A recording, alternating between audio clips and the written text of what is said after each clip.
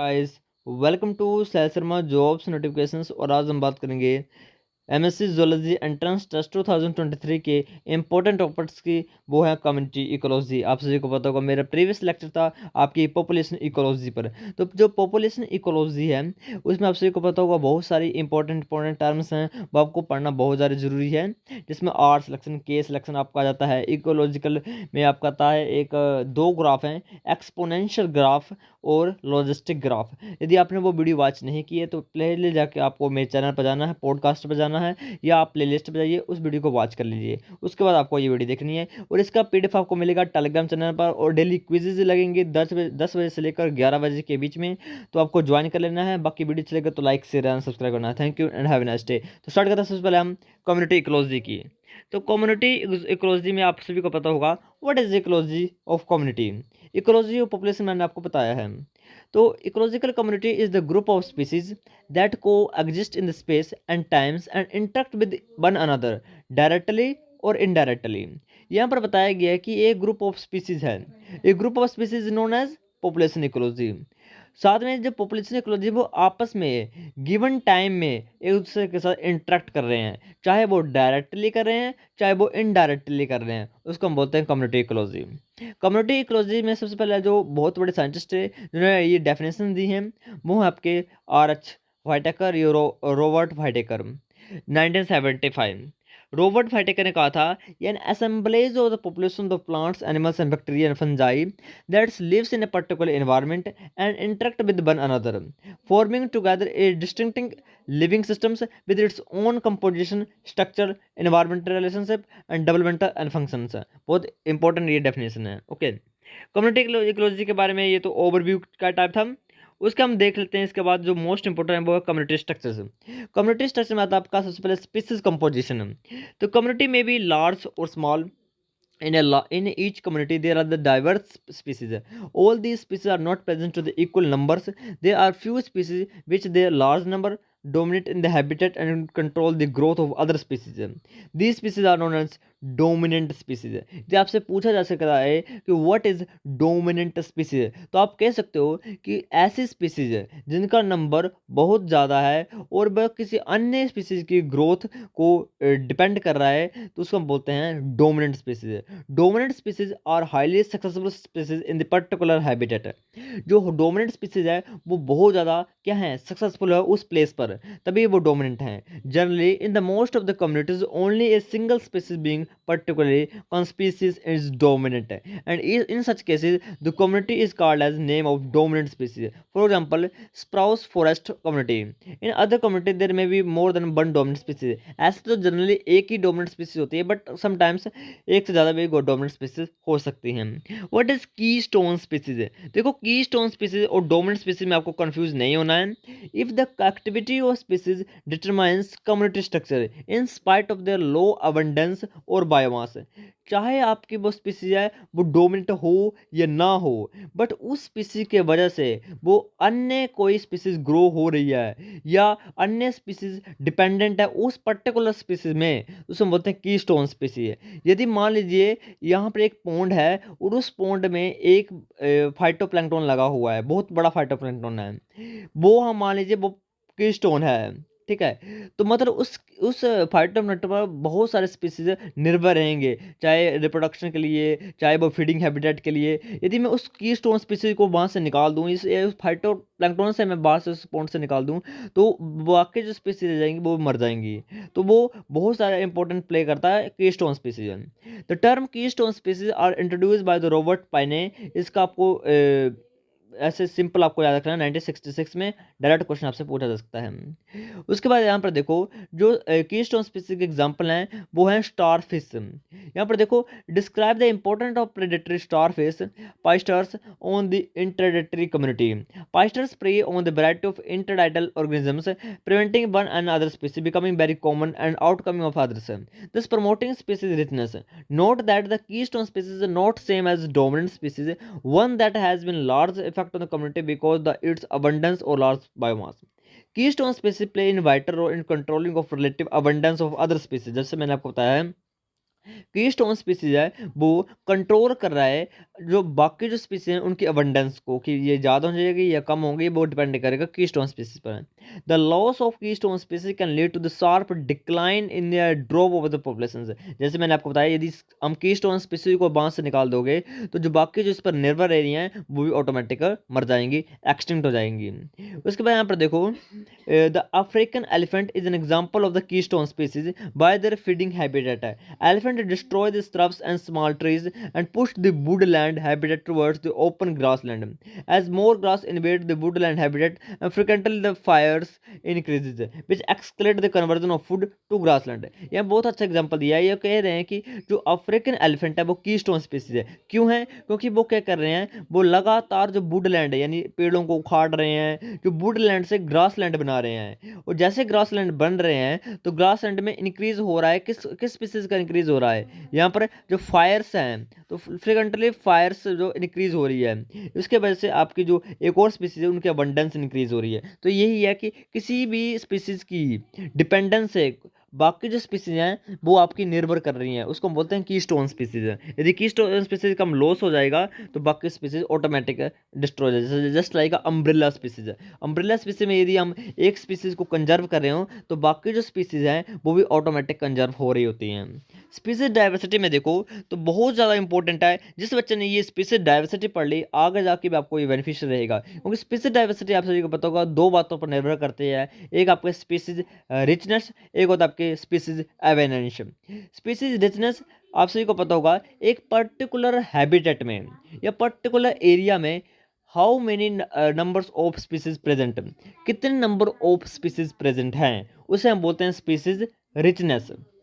और स्पीसीज एवेनेंस होती है कि उस पर्टिकुलर हैबिटेट में जो हम स्पीसीज की बात कर रहे हैं उन स्पीसीज का कितना इंडिविजुअल रह रहा है या कितने नंबर ऑफ इंडिविजुअल उस पर्टिकुलर स्पीसीज में रह रहा है। एग्जाम्पल के तौर में आपको बताऊंगा, यहाँ मान लीजिए दो कम्युनिटी है मेरे पास, कम्युनिटी 1 और कम्युनिटी 2।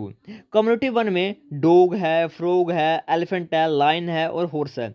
कितनी स्पीसीज हैं? 1 2 3 4 5, 5 स्पीसीज हैं। कम्युनिटी 2 है हमारे पास, डॉग है, स्क्वेरल है, एलिफेंट है, टाइगर है, बियर, लेपर्ड है, गोरिल्ला है। यानी कितने हैं? 1 2 3 4 5 6 7, 7 हैं। ठीक है। कम्युनिटी 1 में हमारे पास 5 स्पीसीज हैं, कम्युनिटी 2 में हमारे पास 7 स्पीसीज हैं। तो आप मुझे बता सकते हो कि स्पीसीज रिचनेस किस में ज़्यादा है? बता सकते हो आप? ओबियसली कम्युनिटी 2 में, क्योंकि जिस कम्युनिटी में आप सभी को पता होगा नंबर ऑफ स्पीसीज ज़्यादा होंगे उसको हम बोलते हैं स्पीसीज रिचनेस, कि स्पीसीज बहुत ज़्यादा है इस पर्टिकुलर एनवायरनमेंट में, इस पर्टिकुलर हैबिटेट में। स्पीसीज एवेनेंस की मैं बात करूं तो यहाँ पर देखो 1 2 3 4 5 और कम्युनिटी 2 में 5, दोनों में 5 5 आपके पास क्या है? स्पीसीज है। तो आप तो बोल दोगे कि इसमें तो स्पीसीज रिचनेस सेम आ गई। अब आप कैसे बताओगे किस में स्पीसीज डाइवर्सिटी ज़्यादा है? तो यदि आपने स्पीसीज रिचनेस देख ली, इसमें भी 5 स्पीसीज हैं, इसमें भी 5 स्पीसीज है, तो अब इसको एलिमिनेट कर दो, स्पीसीज रिचनेस को फंडों को एलिमिनेट कर दो। अब यहाँ पर लगाओ आप स्पीसीज एवेनेंस। स्पीसीज एवेनेंस आपको होता है कि कितने नंबर ऑफ इंडिविजुअल प्रेजेंट है उस पर्टिकुलर स्पीसीज के। जैसे डॉग के कितने यहाँ पर 3 हैं, यहाँ के 30 हैं, यहाँ पर डॉग के कितने हैं? 20 हैं। फ्रॉग यहाँ पर कितने हैं? 48 हैं। स्क्विरल कितने यहाँ पर? 15 हैं। एलिफेंट यहाँ पर 3 है, एलिफेंट यहाँ पर 20 हैं, लायन यहाँ पर 9 है, टाइगर यहाँ पर 25 हैं और हॉर्स यहाँ पर 20 हैं, बीर यहाँ पर 18 हैं। तो यहाँ पर देखो आप, तो कम्युनिटी यहाँ पर देखो कम्युनिटी 1 और कम्युनिटी 2, तो यहाँ पर देखो आप बता सकते हो कि स्पीसीज एवेनेंस किस में ज़्यादा है? स्पीसीज एवेनेंस कम्युनिटी 2 में ज़्यादा है, क्योंकि डॉग जो चार मान लीजिए यहाँ पे 30 हैं, 30 डॉग हैं, ठीक है मान लीजिए, बट एलिफेंट तो 3 ही हैं, लायन भी 9 ही है। ठीक है। शार्प डिक्रीज हुआ ना वहाँ पर, इक्वल प्रोपोर्शन में है कि डॉग 20 हैं, एलिफेंट भी 20 हैं, टाइगर भी 25 हैं, बियर भी 18 है, मगर ज़्यादा चेंज नहीं आ रहा है। तो हम बोल सकते हैं सफिशेंट चेंज नहीं आया इधर। ठीक है, थोड़ा थोड़ा डिफरेंस है, बट इधर तो काफ़ी शार्प डिक्लाइन आ रहा है। तो यहाँ पर आपको कम्युनिटी 2 में स्पीसीज एविडेंस ज़्यादा है, स्पीसीज एविडेंस ज़्यादा, तो इस हिसाब से हम बोल सकते हैं यहाँ पर स्पीसीज डाइवर्सिटी भी ज़्यादा है। यहाँ पर देखो नंबर ऑफ स्पीसीज यहाँ पर कितने हैं? 5 है। यहाँ पर स्पीसीज कितनी होगी? जो आप सभी को बताओगे रिचनेस कितनी हो जाएगी? कम हो जाएंगी। नंबर ऑफ स्पीसीज यहाँ कितनी? 7 है। स्पीसीज रिचनेस कैसे हो जाएगी? हाई हो जाएगी। यहाँ पे देखो नंबर ऑफ स्पीसीज कितनी है? 5 है। नंबर ऑफ स्पीसीज कितनी 5 है, दोनों स्पीसीज 5 है, यानी स्पीसीज रिचनेस सेम है।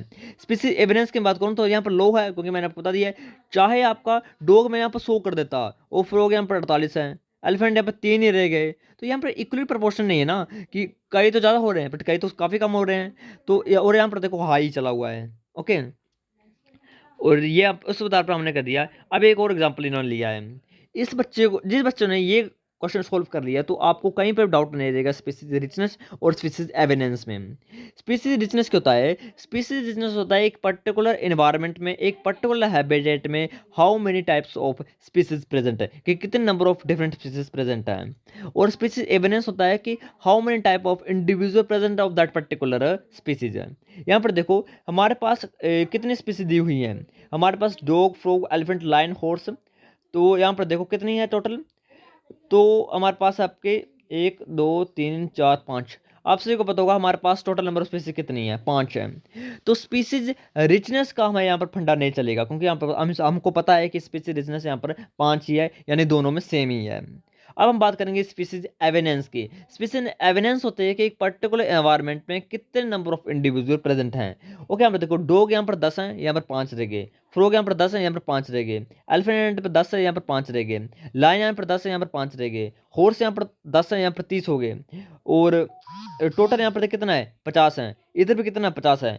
अब यहाँ पर बोलो कि दोनों में 50-50 हो गए, दोनों में 50-50 हो गए। अब आप हमें बताना मुश्किल हो जाएगा कि अब मैं क्या बताऊं, कम्युनिटी 1 बताऊं, कम्युनिटी 2 बताऊं, तो इसका जो राइट आंसर है वो कम्युनिटी 1, क्योंकि कम्युनिटी 1 में जो आपका इक्वली प्रोपोर्शन में है, कि सभी इक्वली डिस्ट्रीब्यूटेड हैं। बट कम्युनिटी 2 में कहीं 5 हैं तो कहीं 30 कर दिया है झटके से ही, तो ये ऐसा नहीं चलेगा। देखो एक स्पीसीज काफ़ी होना मैटर नहीं करता, इधर इधर ये मैटर करता है कि कितना कितना आपका डिस्ट्रीब्यूट हुआ है, थोड़ा थोड़ा सभी को मिलना चाहिए। ऐसा नहीं कि एक में मैं सीधा 30 कर दूं और एक में 5 ही रखूं, तो वो इक्वली डिस्ट्रीब्यूशन नहीं हुआ, वो स्पीसीज एविडेंस नहीं हुई। स्पीसीज एविडेंस हुई कि एक पर्टिकुलर स्पीसीज को मैंने इंडिविजुअल को बराबर रखा हुआ है। ओके, या वो एक दो दो तीन तीन छोटे छोटे गैप हो सकता है, बट काफ़ी गैप नहीं हो सकता। तो यहाँ पर जो स्पीसीज डाइवर्सिटी है वो कम्युनिटी 1 की वेरी हाई है। ओके, उसके बाद बताया है कि अल्फा बीटा और गामा, अल्फा बीटा और गामा कम्युनिटी, ये आर एच भाईटेकर ने कहा था। तो यहाँ पर बहुत ईजी है, कुछ फंडा नहीं है आपको, आपको ये नोट्स मैंने भेज दिया, आपको ऐसे समझ नहीं आएगा, थोड़ा सा वीडियो देख लो तभी आप समझोगे। यहाँ पर देखो अल्फा क्या होती है, अल्फा डाइवर्सिटी होती है कि आपकी जो स्पीसीज हैं, टोटल स्पीसीज हैं, उसमें एक पर्टिकुलर हैबिटेट में कितने स्पीसीज हैं। देखो आप यहाँ पर हैबिटेट 1 देखो, हैबिटेट 1 में आपके स्पीसीज ए भी है, स्पीसीज बी भी है, सी भी है, डी भी है, ई भी है और एफ ही है, तो कितनी होगी, 6 होगी। तो हमारे पास alpha diversity for species habitat 1 के लिए आपकी कितनी होगी, 6 होगी। हैबिटेट 2 में काउंट करो, स्पीसीज सी है, स्पीसीज डी है, स्पीसीज ई है, स्पीसीज एफ और स्पीसीज जी है, तो कितनी होगी, 5 स्पीसीज होगी। तो हैबिटेट 2 में कितने स्पीसीज है, 5 है। अब हैबिटेट 3 में देखो, हैबिटेट 3 में कितनी है, ई है, एफ है, जी है, एच है, आई और जे है, यानी 6 हैं। तो 6 स्पीसीज आपकी हैबिटेट 3 में है। तो यहाँ पर हैबिटेट 2, हैबिटेट 1 और 3 का बात हो गई है।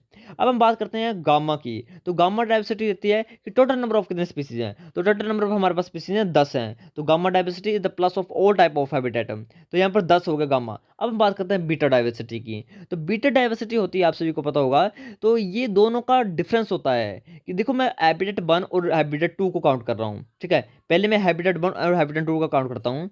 तो यहाँ पर ऐसी स्पीसीज ढूंढो जो दोनों में प्रेजेंट ना हो, ठीक है, उनको एलिमिनेट कर दो। बाकी ऐसी ढूंढो जो हैबिटेट 1 में तो है बट हैबिटेट 2 में नहीं है, और दूसरे ऐसे ढूंढो कि जो हैबिटेट 2 में है बट हैबिटेट 1 में नहीं है। चलो सॉल्व करते हैं। सबसे पहले यहाँ पर देखो स्पीसीज ए और स्पीसीज बी, ये आपकी हैबिटेट 1 में तो है बट ये हैबिटेट 2 में प्रेजेंट नहीं है। बहुत ईजी है, ठीक है, बहुत ज़्यादा ईजी है।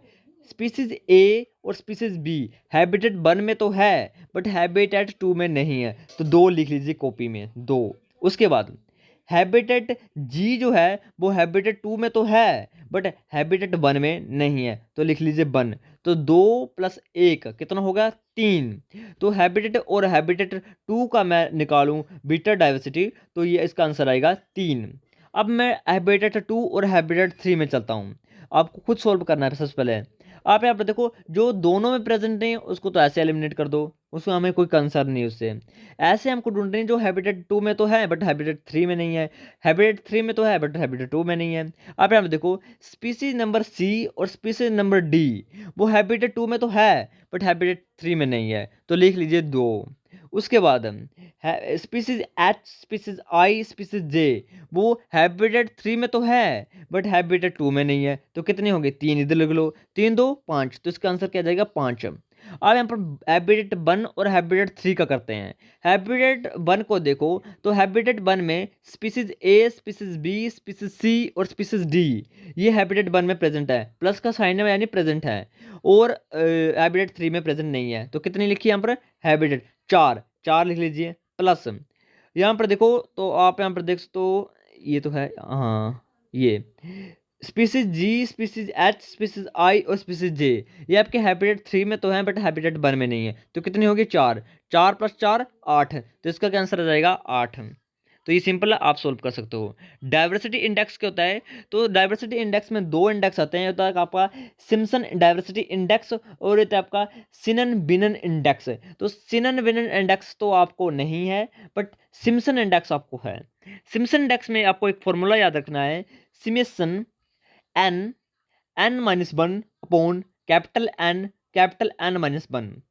जो आपका स्मॉल एन है वो total number of individual of particular species यानी स्पीसीज एवेनेंस, और कैपिटल एन आपका है total number of individual of all the species.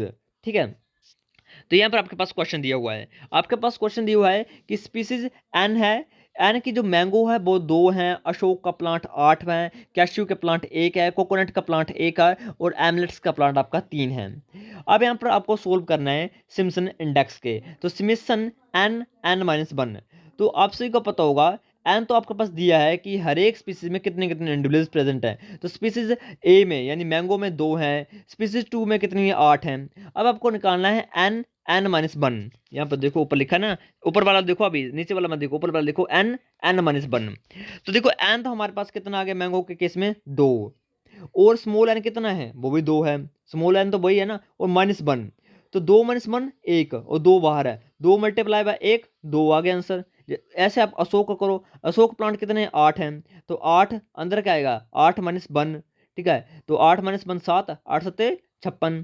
उसके बाद कैश्यू, कैश्यू कितना है 1 है, 1 अंदर क्या है 1, 1 माइनस 1 0 और मल्टीप्लाई किया तो 0 आ गया, कोकोनट भी 0 आ जाएगा। एमलेट्स में देखो 3 है, बाहर कितना जाएगा 3, अंदर क्या जाएगा 3 माइनस 1, तो कितना जाएगा 2, 3 दूनी 6। तो यहाँ पर देखो तो टोटल नंबर आपके पास एन, एन माइनस 1 कितना आएगा 64। अब यहाँ पर देखो अब हमको करना है भाई, ऊपर वाला हमने सोल्व कर लिया है, नीचे वाला देखो, नीचे वाला लिखा है N, N minus 1 but capital N है, कैपिटल एन होता है total number of individual of all the species. अब ये कितने स्पीसीज हमारे पास है, मैंगो, कैशू स्पीसीज, कोकोनट और आमलेट्स, इन सभी को प्लस कर लीजिए, 2 8 2 10, 10 11, 11 के 12 और 12 3 15, तो हमारे पास एन कितना है 15 है। ठीक है, तो इधर आपका फार्मूला में पुट करना है आपको, ऊपर आपका पास आंसर आ चुका है 64, 64 अपॉन नीचे क्या आपको लिखना है 15, और ब्रैकेट में लिखना है आपको 15 माइनस 1 यानी 14। तो आपका सोल्व करके काट लीजिए, खुद कर लीजिए, 64 अपॉन 15 मल्टीप्लाई बाय 14, और इसको सोल्व कर लीजिए, जो आपका पास आंसर आ जाएगा वो आ जाएगा सिम्पसन इंडेक्स। उसके बाद ये कम्युनिटी ग्रेडियंट है, ये बाउंड्रीज हैं, बाउंड्री आपसे को पता होगा ग्रास लैंड बाउंड्री होती है, ट्रांजिशन जोन होती है, एक कटॉन होते हैं, फॉरेस्ट को दोस्तों में ये बेजी ये रटने वाला रट लीजिए। इसके बाद ये इंटरडिपेंडेंस है, इसको आप कर लोगे आई थिंक, मुझे पता है। ठीक है, और ये देखो ये आपके लिए बहुत इंपॉर्टेंट है, जिन बच्चों ने पढ़ा उनके लिए तो बेटर है, जिन बच्चों ने नहीं पढ़ा उसको पढ़ लीजिए। ये आ जाता है ये आपके एक नंबर में डायरेक्ट में आपके एमएससी एंट्रेंस में क्वेश्चन आ जाएगा कि जो न्यूट्रलिज्म होता है उसमें क्या होता है, म्यूटलिज्म में क्या होता है, कमेंसलिज्म में क्या हो जाता है, पैरासिटलिज्म में क्या होता है, अमेंसलिज्म में क्या होता है, तो ये टर्म बहुत ज़्यादा इंपॉर्टेंट है। तो एक मैंने एक ओवरव्यू जैसा आपको भेजा है, उसके मैं आपको डिटेल में पढ़ाऊंगा आपको। यहाँ पे देखो ओवरव्यू में देखो, न्यूट्रलिज्म तो छोड़ दीजिए आप, दोनों में 0 0 इंट्रैक्शन, कोई इंट्रैक्शन नहीं है। म्यूटलिज्म में देखो तो म्यूटलिज्म में दोनों को क्या हो रहा है बेनिफिट हो रहा है, इसको हम सिम्बायोसिस भी बोलते हैं, दोनों को बेनिफिशियल हो रहा है, दोनों को बेनिफिट हो रहा है, स्पीसीज एक को भी स्पीसीज दूसरी को भी।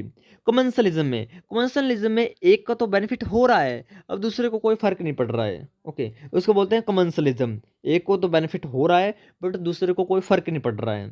प्रेडेशन, प्रेडेशन में तो आप मुझे पता है हर बच्चा कर लेगा कि एक को तो क्या होगा बेनिफिट होगा, जैसे शेर दौड़ा है लाइन के पीछे, क्या बोल रहा हूँ मैं, क्या बोल रहा हूँ मैं। लायन आपका दौड़ा है किसी हिरण के पीछे, और उस उसमें लायन आपका प्रेडेटर है, प्रे आपका क्या है, हिरण है। जब आपका जो लायन है वो हिरण को खा लेगा तो शेर को तो फायदा हुआ, शेर को तो पॉजिटिव आया, बट हिरण का तो लॉस हुआ, तो नेगेटिव हो गया। तो प्रेडिक्शन आप सभी को पता होगा, एक पॉजिटिव होगा और एक में नेगेटिव होगा, एक स्पीसीज हार्म होंगी और एक स्पीसीज बेनिफिट होगा। हर्बेरी में देखो तो हर्बेरी में भी यही सीन है। पैरासिटिज्म में देखो तो पैरासिटिज्म में भी यही है कि अगर मेरे शरीर में कोई पैरासाइट आ जाएगा तो उसको तो बेनिफिट हो रहा है, वो मेरे शरीर से खा रहा है, बट मुझे तो लॉस कर रहा है वो। तो उसके बाद एमेंसलिज्म में देखो तो स्पीसीज एक को तो कोई फर्क नहीं पड़ रहा है, बट दूसरे को हार्म हो रहा है। तो बहुत इंपॉर्टेंट टर्म है एमेंसलिज्म। एग्जाम्पल के तौर में आगे हम बताऊंगे आपको डिटेल में। एमेंसलिज्म में एक को तो कोई फर्क ही नहीं पड़ रहा स्पीसीज को, और दूसरे को क्या हो रहा है, नुकसान हो रहा है उसका। कंपटीशन में क्या हो रहा है, दोनों को नुकसान हो। देखो जब आप कंपीट करोगे तो आपको विध्वंस होगा, लड़ाई होगी, और दोनों को नुकसान हो जाएगा। इसको बोलते हैं कंपटीशन। स्टार्ट करते हैं पॉजिटिव इंटरेक्शन से। तो पॉजिटिव इंटरेक्शन में दो ही हैं, एक है म्यूचुअलिज्म और एक आपका कमेंसलिज्म। म्यूचुअलिज्म में आपको मैंने बताया कि दोनों का क्या होगा, बेनिफिट होगा, यानी दोनों बेनिफिशियल होंगी। इसको बोलते हैं सिम्बायोसिस। ये ओब्लिगेट भी हो सकता है और फैकल्टेटिव भी हो सकती है। यदि ओब्लिगेट है तो both organism benefit while living in close associations, relationship is obligatory, neither can survive without each other. Simple है बताया कि ओब्लिगेट म्यूचुअलिज्म में क्या होगा कि दोनों को तो बेनिफिट हो रहा है, बट अगर एक भी प्रेजेंट नहीं होंगे तो दूसरा मर जाएगा, दूसरा मर जाएगा भाई। इसको बोलते हैं obligate. Obligate mutualist can not be survive और reproduce without the mutualistic interactions. ये दूसरा प्रेजेंट नहीं है तो जो स्पीसीज एक्स है वो मर जाएगी, स्पीसीज बाय नहीं हो तो। और फैकल्टेटिव में है कि अगर है तो ठीक है, नहीं तो कोई भी उसको कोई चक्कर नहीं, मरता नहीं कोई इससे। ओके, उसके बाद देखो टर्म सिम्बायोसिस भी इसके लिए हम यूज करते हैं, लिविंग टुगेदर है। इसका जो एग्जांपल है बहुत अच्छा है, लाइकन का आपका एग्जांपल पढ़ा होगा, ठीक है। कोरल रीफ का अपना पढ़ा होगा, कोरल रीफ जिसमें सी एंड मून और तब उसके साथ एक फिशेज होती है, वो आपस में रहते हैं, ठीक है। नाइट्रोजन फिक्सेटिंग बैक्टीरिया हो गए इसके एग्जांपल हो गए। लाइकन हो गया, सबसे इंपॉर्टेंट लाइकन है। लाइकन आपके association of algae and association of कौन, फंजाई, फाइकोबायोंट एंड दूसरा क्या होता है, फाइकोबायोंट एंड माइकोबायोंट। हाँ, जो माइको होगा वो फंजाई होगी और फाइको जो होगा वो क्या होगा, अलगे होगा। तो 90% इसमें लाइकन के केस में सिम्बायोटिक एसोसिएशन होती है। अगर मैं बात करूँ कमेंसलिज्म की, तो मैंने आपको बताया कमेंसलिज्म एक को क्या होगा, एक को तो बेनिफिट होगा और दूसरे को कोई फर्क नहीं पड़ेगा। Commensalism is a symbiotic relationship between two species in which one species benefit and other species neither benefited or not harmed. The most species are the home and transport for other species. इसका जो example है यहाँ पर दिया हुआ है, दिया हुआ है यार, ये देखो एपिफाइट्स दिए हुए हैं। Epiphytes use the other plants for sports and increasing the exposure to the sunlight and rains. देखो एपिफाइट्स होते हैं जो बेल टाइप होती हैं, वो किसी अन्य प्लांट पर चढ़ेंगी तो उसको तो बेनिफिट हो रहा है, पर दूसरे को फर्क नहीं पड़ रहा उसका। Okay, similarly the several woody climates होंगे, लाइकन्स होंगे। लाइकन्स हो रही है वो प्लांट पर तो रह रहे हैं, प्लांट पर शेल्टर रह रहे हैं, प्रोडक्शन कर रहे हैं अपनी, उनके मजे लगे हुए हैं, बट प्लांट को तो कोई फर्क नहीं पड़ रहा उसका। ओके, उसके बाद नेगेटिव इंट्रैक्शन देखो तो प्रेडेशन। प्रेडेशन भाई मैंने आपको समझा दिया डिटेल में, लाइन और डीर के केस में। यहाँ पर देखो दोनों को, एक को तो बेनिफिट होगा दूसरे को नुकसान होगा। पैरासिटिज्म में भी यही होगा, एक को आपका बेनिफिट होगा और दूसरे को नुकसान होगा। जैसे हमारे सिर में जो पेडुकुलस हो गई, ठीक है, यानी जूं हो गई। बाकी बड़े सामने पैरासिटिस के एस्कैरिज हो गया। एग्जाम्पल तो मैं क्या बताऊँ, यहाँ पर देखो कितने एग्जाम्पल है आपके पास। बेड बग हो गया, सैंड फ्लाई होगी, टसी टसी फ्लाई होगी, ठीक है, परमानेंट पैरासाइट है, टेप बोर्म है, हिस्टोलिटिका है। अमेंसलिज्म में देखो मैंने बताया था कि अमेंसलिज्म में one organism benefited by other is affected. In the commensalism one organism benefited, in commensalism one organism benefited while other is unaffected। अच्छा, कमेंसलिज्म में क्या होता है, ये कमेंसलिज्म से बिल्कुल अपोजिट होता है अमेंसलिज्म। ऐसे रट लेना आपको। कमेंसलिज्म मैंने आपको बताया है कि एक को तो बेनिफिट होता है पर दूसरे को कोई फर्क नहीं पड़ता है, but the opposite of the commensalism is amensalism where one organism is harmed while other is unaffected। Simple, बिल्कुल अपोजिट कर दो कमेंसलिज्म को, एक को रट लो और दूसरे को आप उसका अपोजिट कर लो। मैंने कमेंसलिज्म बताया कि पॉजिटिव इंट्रैक्शन है, यानी एक को तो बेनिफिट होगा दूसरे को कोई फर्क नहीं पड़ेगा, जीरो। तो वैसे यहाँ पर एक को तो नुकसान होगा बट दूसरे को कोई फर्क नहीं पड़ेगा, ठीक है। Amensalism take place with one individual is negatively affected by the interaction with another individuals who is not affected by the relationship. A good example of interaction is the organism produced by antibiotic against the another organisms. Many molds, including to the penicillium, secrete the chemical that kill the other bacteria in the vicinity. जैसे एलियोपैथी आती है, एलियोपैथी आप सभी को पता होगा, जो botany के स्टूडेंट हैं उनको पता होता है। एलियोपैथी एक केमिकल होता है जो प्लांट छोड़ता है कि वो नियर बाय जितने प्लांट्स हैं वो ना उग पाए, उनको बोलते हैं ग्रो ना कर पाए, वहाँ पर होता है हम एलियोपैथी वर्ड हम यूज करते हैं। Allelopathy is the biological interaction in which organism produce and one or more biochemicals that influence the germination and growth of the survival or the reproduction of the other organisms. These biochemicals are known as allochemicals and can be beneficial, positive allopathy, and harmful, negative allopathy. Effect, allopathic chemicals secondary metabolites produced by plants, and the best example is black walnut, Zugulans nigra, and produce the chemical called as Zuglon roots. पढ़ लेना इसके बारे में। Competition दोनों को नुकसान होगा भाई, ये इंटरस्पेसिफिक हो सकता है और इंट्रास्पेसिफिक भी हो सकता है, बाकी पढ़ लेना। बाकी यही था आपका कम्युनिटी के लिए, बाकी हम डाइवर्सिटी पढ़ लेंगे और एक हमारे रह जाएगा सक्सेशन, तो सक्सेशन पढ़ लेंगे, ओके, और एक को हम कर देंगे फिनिश। Thank you.